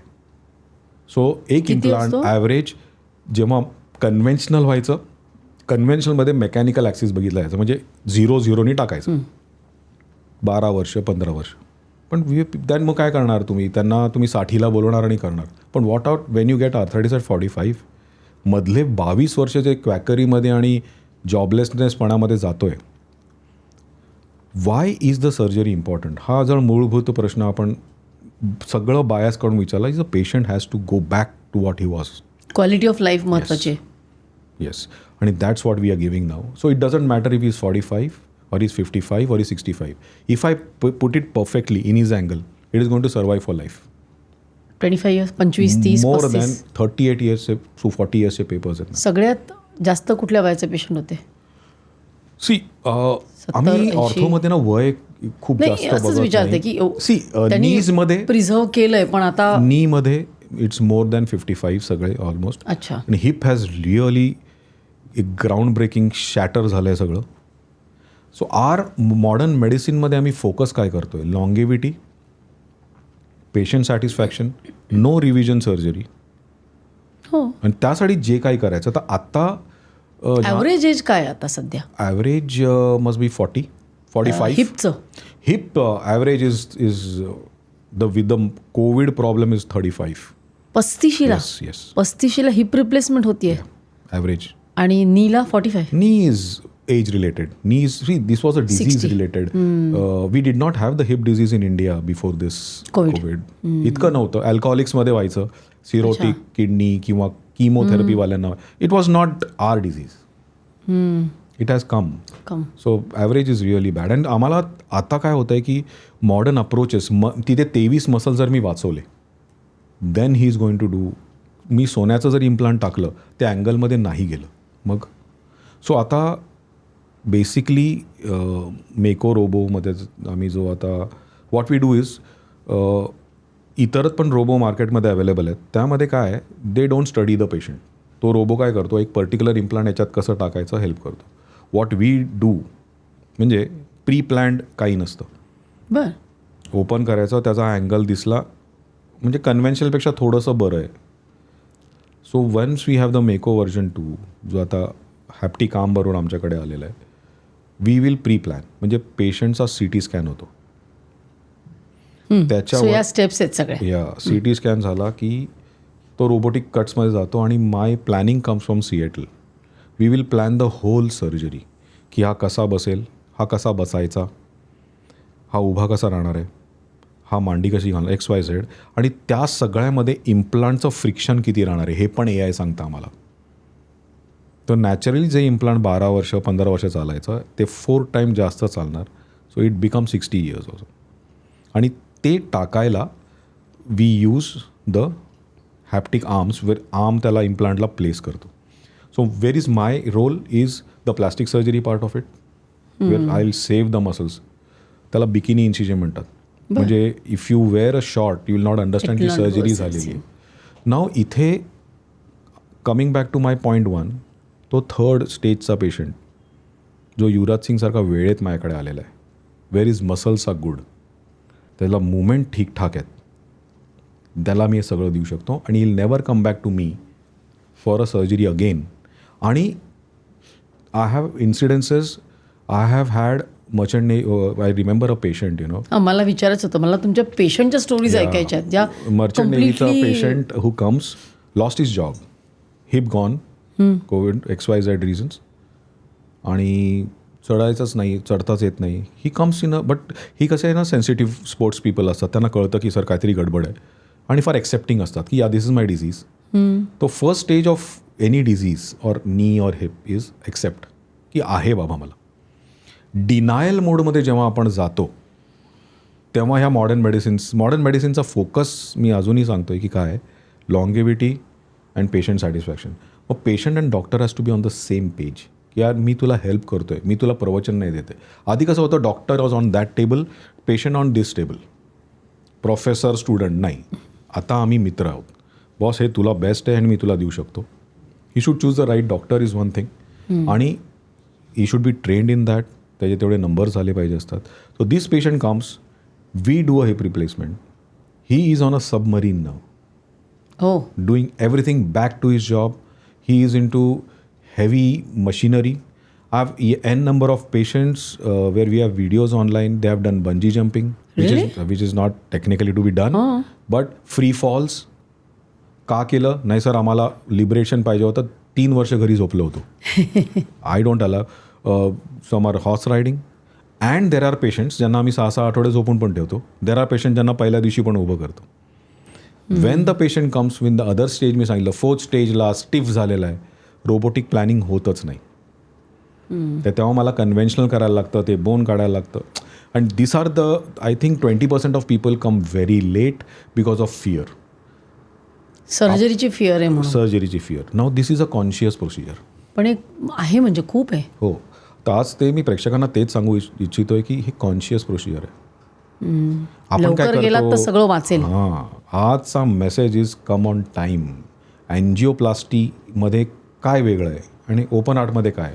हार्ट तुमचं आहे, बीटिंग होतं आहे, इट इज नॅचरल. इकडे दुसरं काहीतरी चिटकवलेलं आहे आणि सिमिलर जॉईंट रिप्लेसमेंट आहे. ते फिअर असो की आपण पहिले, तर आय टेल पेशंट्स की पहिले ॲक्सेप्ट करा की झालं आहे, का झालं, कशाला झालं, कोविडमुळे झालं, आहे, it's like cancer, accept it. So I always give an analogy ki when a person like Yuvraj Singh goes and takes treatment on day 1, forgetting the IPL's a costliest player, we have to respect it. And God forbid and God bless Rishi Kapoor kind of people who go late to the same centers for therapies. We can't save them. लोकांनी त्यात शिकायला पण पाहिजे की यार असेही लोक आहेत, अशी आहेत, and what should I do to myself. आपण तो वेळ घालवतो. कुठले स्पोर्ट्समन तुमच्याकडे आधी येतात, आलेत किंवा तुम्ही ट्रीट केलेत? सो नाव कबड्डी लीग्स माझ्या अंडर आहेत. म्हणजे जहांगीरला आमच्याकडे खूप तसे पेशंट आहेत. आणि स्पोर्ट्समॅन माझ्याकडे मोस्टली कबड्डी पुण्यामध्ये जरा जास्त हे आहेत and they are associated with this. आणि कुस्ती हे जे दोन ह्यांना लिगामेंट इश्यूज खूप असतात आणि मोस्टली दे कम. पण स्पोर्ट्समॅन मी आता बघितलेत की because of this kind of talks खूप कॉन्शियस झालेत, खूप ॲक्सेप्टिंग असतात आणि those are the people who really do well. पण रिप्लेसमेंटसाठी luckily we have operated couple of sports people but going रिप्लेसमेंटनंतर marathons and all are possible but going back to the original sports level अजूनही luckily त्या लेवलचा sportsman we have not replaced that he will go and do an international kind of thing. Only non is Andy मरे. त्यांची ही replacement झाली आहे. ते आमच्या इंग्लंडच्या बॉसनीच केलेली आहे. बट दॅट लेवल अजून इंडियात पण आहे म्हणजे पॉसिबल आहे. It is 100% possible. You can go back to स्पोर्ट्समध्ये जाऊ पण येस, स्विमिंग वगैरे most of my patients are into competitive sports. They are not professional sports people but people are playing tennis, people are doing yoga. Madam एक patient आठवतो मला, 9 वर्ष बेडवर होती. डिलिव्हरी झाली, दुसऱ्या की तिसऱ्या दिवशी तिला वाताचा अटॅक आला आणि दोन्ही गुडघे जॅम झाले. मुलगा 9 वर्षाचा होईपर्यंत आईला चालतानाच बघितलं नाही. आणि धन्य आहेत त्याचे वडील, म्हणजे मी त्यांना आजही मानतो. ते माझे अजूनही पेशंट आहेत. 18 वर्ष झालेत त्यांना करून. आणि जेव्हा मी त्यांना इनिशियली नॅव्हिगेशन सिस्टीम इंडियात आली होती आणि मी ती केली, ती 9 वर्षांनी जेव्हा उभी राहिली आणि आपल्या आईला पहिल्यांदा उभं राहिलं जेव्हा बघितलं, तेव्हा मला खरंच वाटलं की मी ऑर्थोपेडिक्स केलं आहे कुठेतरी. म्हणजे I looked up I don't have my mum there but की त्या दिवशी जे समाधान मला मिळालं ते समाधान घेऊन मी अजून 18 वर्ष आहे. आणि 18 वर्षांनी ती पेशंट माझ्याकडे येते. 17 वर्ष झाले असते. वातामुळे हिप खराब झाले होते. लॉस टू फॉलो छान आहे, चांगली आहे. मुलगा इंजिनिअरिंग करून मोठ्या कंपनीत कॉम्प्युटर इंजिनियर जॉब. आईचे हिप झालेत डॉक्टरसाहेब खराब, नी चांगले आहेत अजूनही. म्हटलं अरे बापरे, तू कोण? म्हणे XYZचा मी मुलगा. आठवत आहे का सर? मी म्हणजे तू. आणि देन शी कम्स. त्यांना आज मी तिचे दोन्ही हिप पण केलेत. परत ती उभी राहिली आहे. आणि हा जो एक्सपिरियन्स आहे, तो जो विश्वास तिने माझ्यावर की. आणि आश्चर्याची बाब अशी की त्यांच्याकडे मला घरी जाता आलं की बाबा असे कोणी पेशंट असेल घरी मला एम्बॅरेसमेंट झाली. देवारात फोटो ठेवला होता माझा. म्हटलं पहिले काढा तो. नाही डॉक्टर साहेब, it is a different story. म्हटलं असं काही आहे, किती रिस्पॉन्सिबिलिटी असेल माझ्यावर. आपण ॲज डॉक्टर्स ते रिअलाईज करायला पाहिजे की एका पेशंटला ना आपले जेन्युइन एफर्ट्स द्यायला जे काही करता येईल. तर तुमचा पहिला एक प्रश्न होता की रोबोटिक्समध्ये जेन्युइन एफर्ट जाताना दिसत आहेत मला मार्केटिंगच्या पलीकडे. बिकॉज आता तेवढ्या नंबर्स, मी 13,000हून जास्त रिप्लेसमेंट केल्या जातात की रोबो खरंच मदत करतो आहे की त्या पेशंटला नॅचरल ठेवायला जे काही करता येईल ते आता बऱ्यापैकी मिळायला लागले. आणि ते सॅटिस्फॅक्शन मला मिळायला लागलं. आणि कुठेतरी तो पहिला प्रश्न जेव्हा मी डॉक्टरहून अमेरिकेहून इकडे आलो, इंग्लंडहून इकडे आलो की पेशंटला काय हवं आहे, ते कुठेतरी आता त्याचं उत्तर मिळायला लागलं आहे मला. There is one more issue madam that I remember a patient who comes to me from out of India. घरातनं काढून टाकलं होतं, नमाज पडता येत नाही म्हणून. गुडघा पूर्ण घासला आहे. पण आम्हा तेव्हा बघितलं की आता हिला नमाज पडायला काय लागतं आहे. लिगामेंट चांगले होते, खूप स्टिफ होऊन नव्हती आली. आणि वी डिड. आम्ही एक रिप्लेसमेंट सुंदररित्या केली. अराउंड 4 आठवड्यात नमाज पडायला लागली. Back to the family accepted. आपल्याला या गोष्टी कळत नाहीत की काही लोकांना काय इम्पॉर्टंट आहे. तिला नमाज पडता येत नाही म्हणून तिला घराबाहेर काढलं आणि रिप्लेसमेंट केल्यावर तिला हे झाली आहे. एक स्विमिंग कोच आहे मोठ्या इंजिनिअरिंग कॉलेजची. इंजिनियर आहे पण main job is to coach swimming. Rheumatoid अर्थरायटिसमुळे हिप आणि प्रेग्नन्सीमध्ये ते वाढलं तिचं. प्रेग्नन्सी किती असेल जी 28 वर्षाची. कोचिंग बंद. Definitely job problems. मसल स्पेअरिंग सुपरपाथ रोबोटिक्सने जेव्हा आपण केलं, नाव कोच पण करते आहे, सेकंड प्रेग्नन्सी पण झाली आहे, हॅपी. सुपरपाथ आणि हे मॉडर्न टेक्निक्स जे आम्ही वापरतो आहे विथ रोबोटिक्स, माझ्या 3 पेशंटचे नॉर्मल डिलेवरी झाली आहे. इमिडिएटली लग्नानंतर कळलं आहे, थोडं लग्नाच्या आधी कळलं आहे. इमॅजिन हिप खराब असलेल्या पोरींची लग्न होऊन प्रेग्नन्सी राहून, हे कधी होतं मॅडम? ते जॉईंट रिप्लेसमेंट आता ना एक प्रोसिजर झालं जे आपण एक्सेप्ट करायला पाहिजे. ती रिप्लेसमेंट राहिलेली नाही, ती प्लास्टी झाली आहे. गुडघ्यामध्ये पण आता पूर्ण आपण काही गुडघा बदलत नाही बसत, ते टेक्निकली वंगण बदलतो आहे. बरोबर. आणि लिगामेंट मसल जेव्हा वाचून केलं, पेशंट लेट आला तर मला स्वतःला लिगामेंट वाचवता येत नाहीत. रिप्लेसमेंटमध्ये आम्ही काय करतो, आम्ही सगळं काढतो, एक इम्प्लांट विथ द रोबो पण आत टाकतो. तर रोबोमध्ये पण कन्व्हेन्शनल सर्जरी होते. पेशंट कधी येतोय ते फार इम्पॉर्टंट आहे. आजचं टेक होम मेसेज की वेळेत आलात, we can give lifetime guarantee. आणि not only lifetime, that is a different story. तुम्ही वापस तुम्ही होता. लाईक एक्झाम्पल, इम्प्लांटचं नाव स्ट्रायकर आहे किंवा जॉन्सन आहे. तुम्ही जॉन्सन म्हणून बाहेर जात नाही, तुम्ही म्हणून बाहेर जाता. तुम्ही जे करताय, तुम्ही स्वतःला जे ट्रेनिंग दिलं आहे. माझ्याकडे डान्सर्स आहेत, professional dancers who are teachers of dancing. 6 school चालवत आहेत, त्यांचे आमचे इंटरनेटवर व्हिडिओज आहेत. रिप्लेसमेंटनंतर back to all the activities. हे दोन्ही नी रिप्लेस झाल्यावर डान्सिंग, टेनिस कोचेस आहेत, स्विमिंग कोचेस आहेत, योगा ट्रेंड पीपल आहेत, गॉल्फर्स आहेत.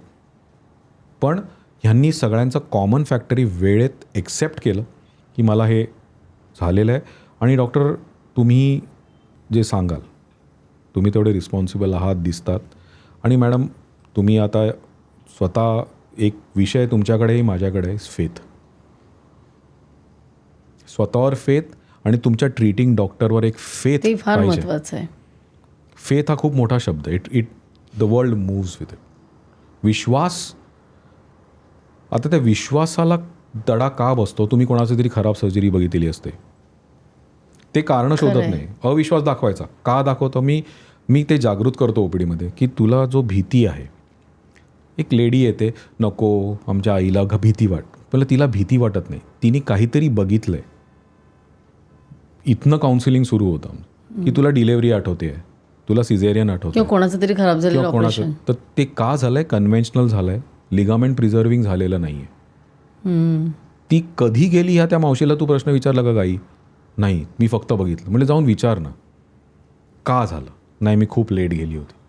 ते नको आहे, म्हणून फंक्शनल अलाइनमेंट करून घ्या. तर हा जो शब्द मॅडम आम्ही वापरतो आजकाल, फंक्शनल अलाइनमेंट, की पेशंटचं नाव सपोज सुहास आहे, त्याचं एक अलाइनमेंट आहे. सुहासिनी आहे, तिचं एक अलाइनमेंट आहे. ते प्रिझर्व करते बॉडी काही दिवस.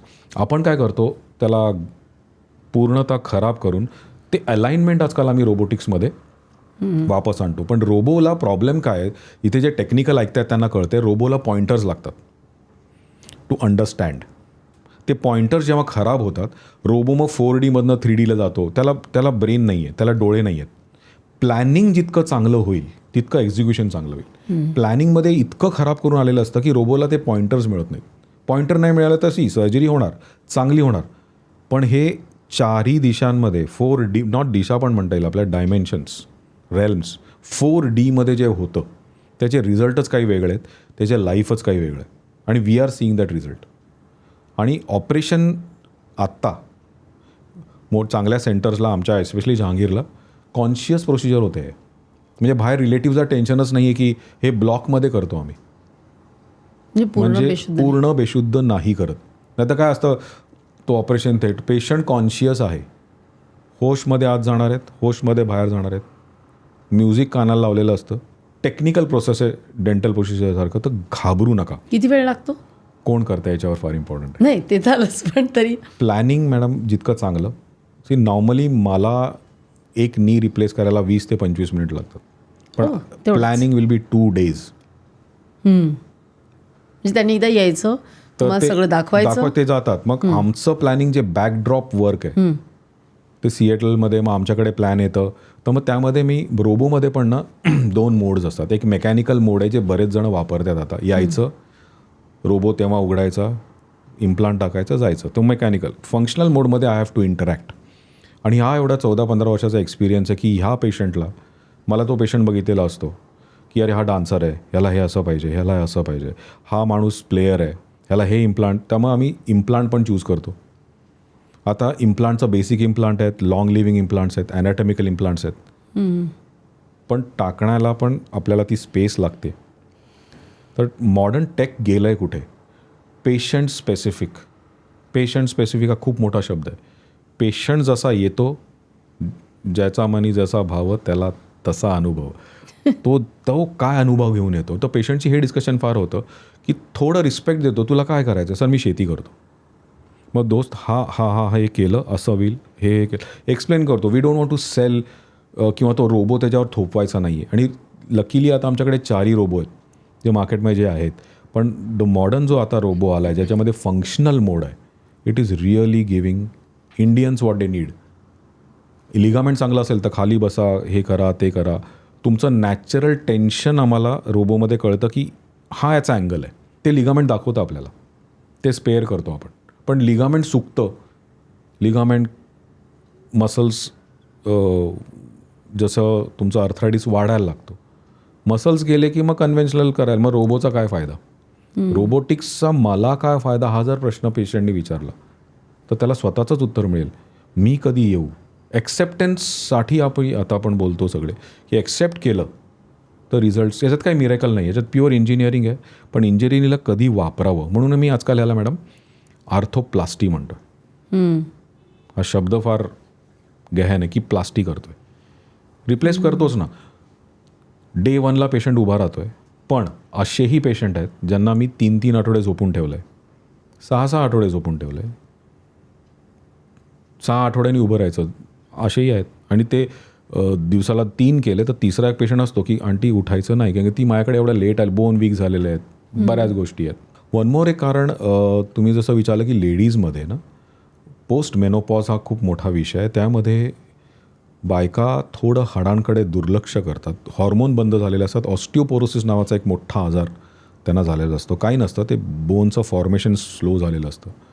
तर त्यासाठी पण जर तुम्ही आम्ही ऑस्टिओपोरोटिक आर्थरायटिस पण बघितलेलं आहे की ऑस्टिओपोरोसिस एवढा खराब झाला आहे की ठिसूळ झाल्यामुळे सुद्धा गुडघे खराब झालेत, ॲबनॉर्मल फ्रॅक्चर झालेत त्यांना.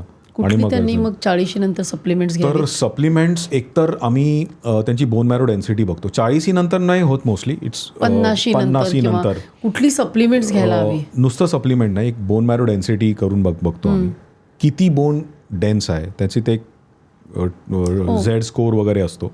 तो केल्यावर आपल्याला कळतं की त्यांना हॉर्मोन द्यायचे आहेत की नुसती कॅल्शियम द्यायचे आहेत. Common man vitamin D, magnesium and calcium. कॅल्शियमनी स्टोन होत नाहीत. हा जो पुढचा प्रश्न येणार होता तसं नाही आहे. कॅल्शियमनी प्रकार, मॅग्नेशियम अँड ते एक आजकाल combination vitamin D you continuously प्रत्येकाने घेतलं पाहिजे. प्रत्येक स्त्रीनी 50 नंतर घ्यायलाच पाहिजे. आणि व्हिटॅमिन डीच्या लेवल करत राहायच्या ॲटलिस्ट वर्षातनं 2दा. आणि माणसांनी व्हिटॅमिन B12 आणि D3 हे दोन्ही बघायला पाहिजे.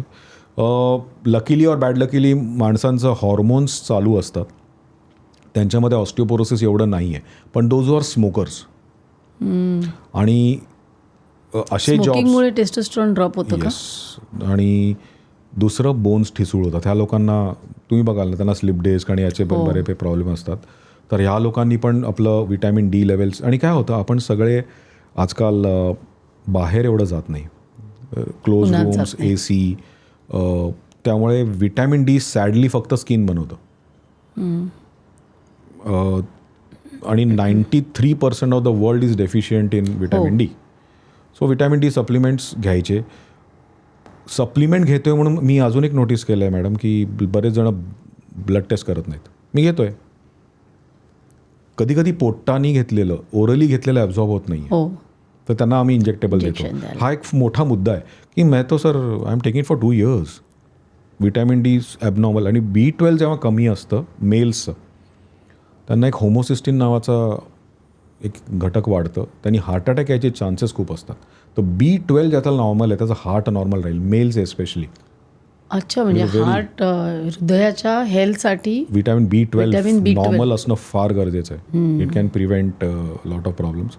सो रोबोटिक्स किती असली पाहिजे आपल्या प्रेक्षकांना सांगा. त्याची प्रत्येक लॅबची एक रेंज आहे. प्रत्येक लॅबची तुम्ही कुठे हे करताय त्याला असं काही ठरलेली नाही आहे. तुमच्या रिक्वायरमेंट स्पोर्ट्समॅन आहात की रेग्युलर आहात आणि ॲक्टिव्ह लाईफस्टाईल ठेवणं फार गरजेचं आहे.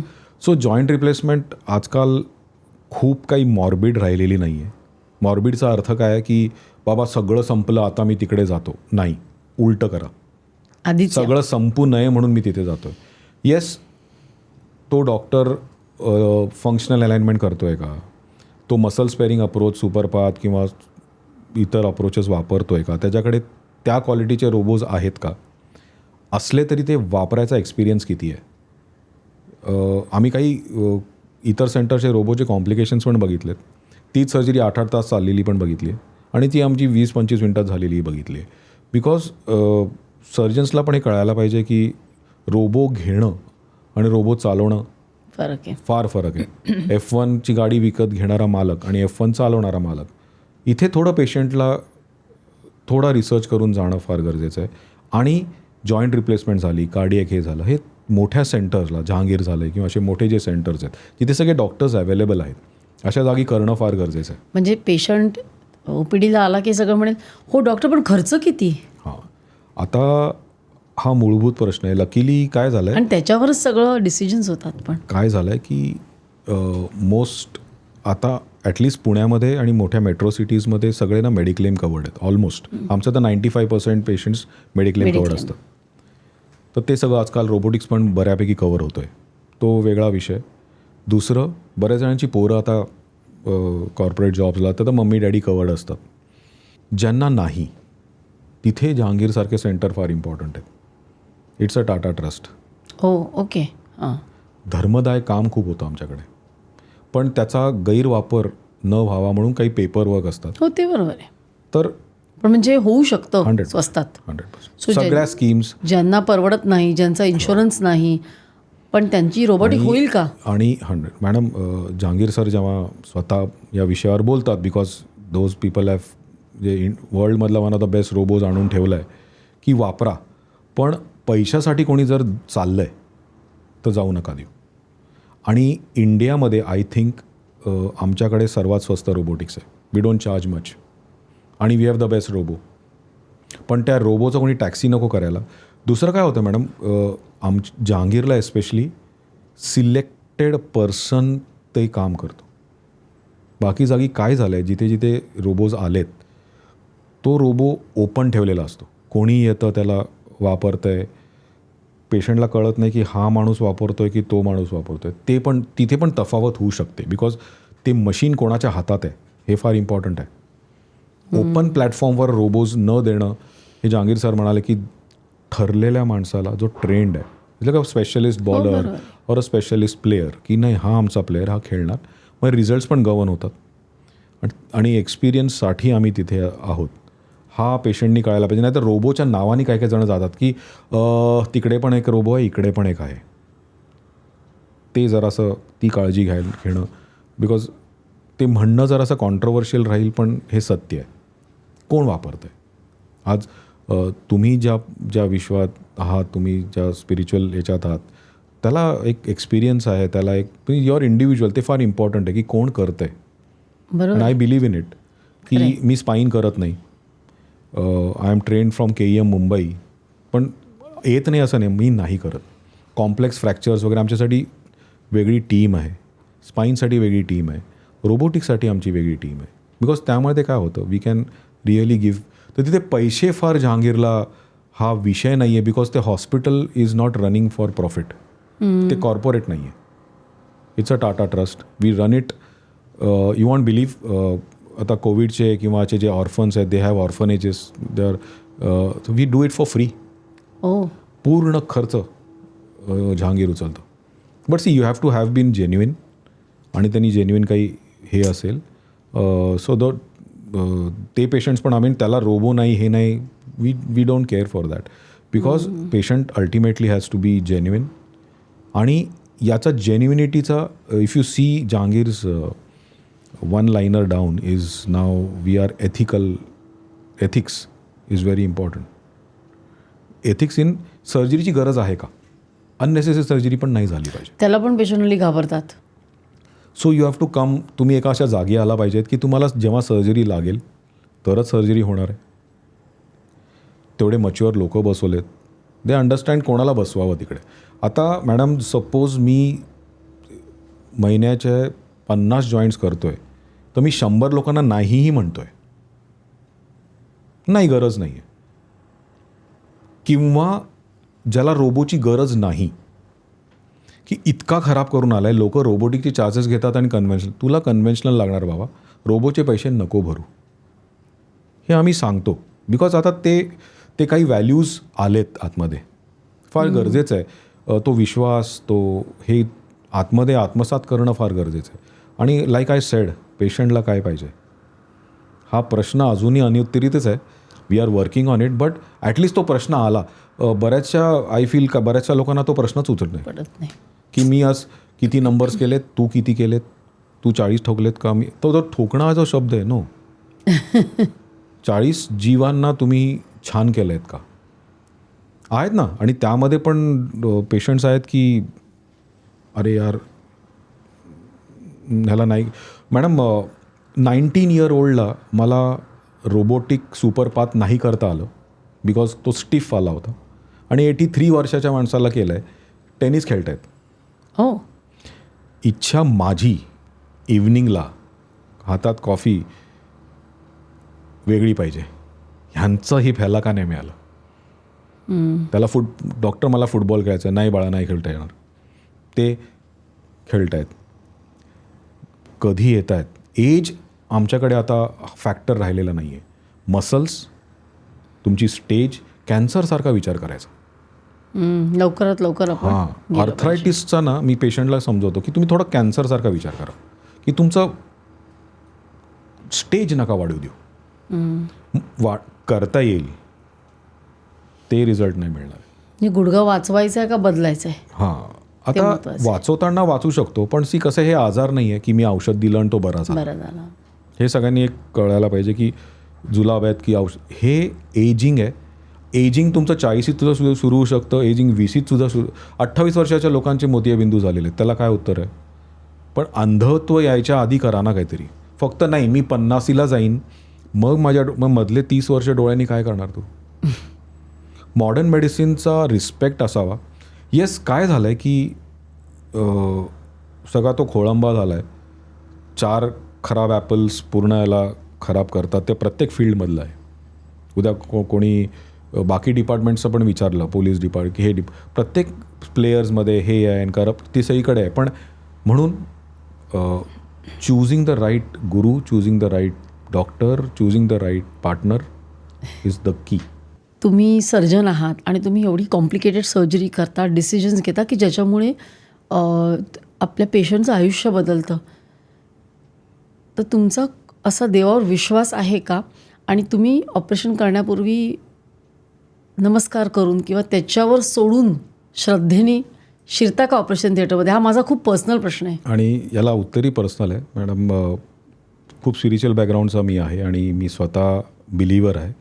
प्रत्येक सर्जरीच्या आधी मी माझ्या ऑर्थोपेडिक्सला, हॉस्पिटलला आणि पेशंटला आतून 3 गोष्टी म्हणतो. Please forgive me, thank you and I love you. ह्याला ओपोनोपोनो म्हणतात. I do that. आणि त्याच्यामुळे मला काही चांगले रिझल्ट्स मिळतात असं मला वाटतं.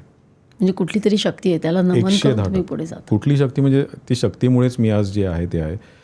ते का चांगलं होतं, मी सर्वात फास्ट सर्जरी का करतो, ते मला कळत नाही. किंवा सोपून देणं आणि त्याच्यावर अर्पण करणं हे शिकवलं आहे आणि त्याचे रिझल्ट्स आहेत. On that note will do the rapid fire. Hope it is. नाही म्हणजे असं शॉर्ट रॅपिड फायर आहे. करण जोहरवाले नाही आहेत ना. तसे नाही. धावणं गुडघ्यासाठी वाईट का चांगलं? एका वयात गद्य 25 ठीक, त्यानंतर नाही चांगलं. वजन कमी केल्याने गुडघेदुखी कमी होते का? गुडघा चांगला असेल, हाडं नॉर्मल असतील तर डेफिनेटली येस. व्हिटॅमिन डी किती महत्त्वाचं. अतिशय महत्त्वाचं. असा एक व्यायाम प्रकार जो प्रत्येकाने केला पाहिजे. योगा. गुडघा वाचवण्याची एक सवय.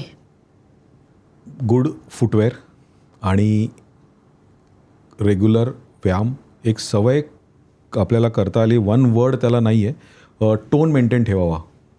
मसल शिथिल होऊ नका देऊ. स्क्वॉट्स गुडघ्यांसाठी फायदेशीर की धोकादायक? कंटिन्युअसली करत असाल चांगली गोष्ट आहे. फक्त उतार वयात 45 नंतर एक्सरे करून बघत राहावं वर्षानुवर्ष आणि मग डिसिजन घ्यावं. 45पर्यंत ओके. रोबोटिक की पारंपरिक? रोबोटिक.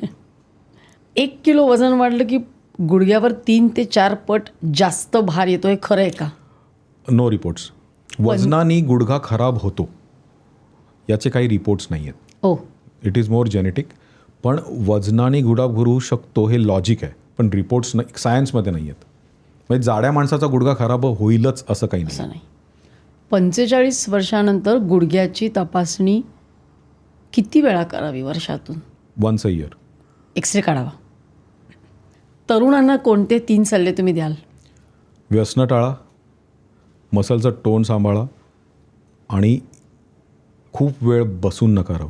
आज तुम्ही आता डॉक्टर आशिष यांना ऐकलत आणि त्यांनी इतकं महत्त्वाचं सांगितलं की आधीच तुम्ही जर डॉक्टरांकडे पोचलात तर तुमचा गुडघा तुम्हाला नक्कीच वाचवता येईल. शस्त्रक्रियेमध्ये घाबरण्यासारखं काही नाही. 20-25 मिनटामध्ये सर्जरी होऊन जाते आणि तुम्हाला पाहिजे ते तुम्ही करू शकता. तुम्हाला जर या विषयावर काही प्रश्न असतील, तुमच्या कॉमेंट्स असतील किंवा त्यांना जर भेटायचं असेल तर आम्हाला कॉमेंट्स बॉक्समध्ये नक्की लिहा. आम्ही तुम्हाला त्याचे नक्कीच उत्तर देऊ. डॉक्टर स्वतः उत्तर देतील. तुम्हाला एपिसोड आवडला असेलच जास्तीत जास्त लोकांना शेअर करा, लाईक करा आणि सर्व काहीला सबस्क्राईब करायला विसरू नका. पुन्हा भेटूया पुढच्या वेळी असाच एखादा इंटरेस्टिंग टॉपिक घेऊन, अशाच एखाद्या एक्सपर्ट गेस्टबरोबर सर्व काहीमध्ये.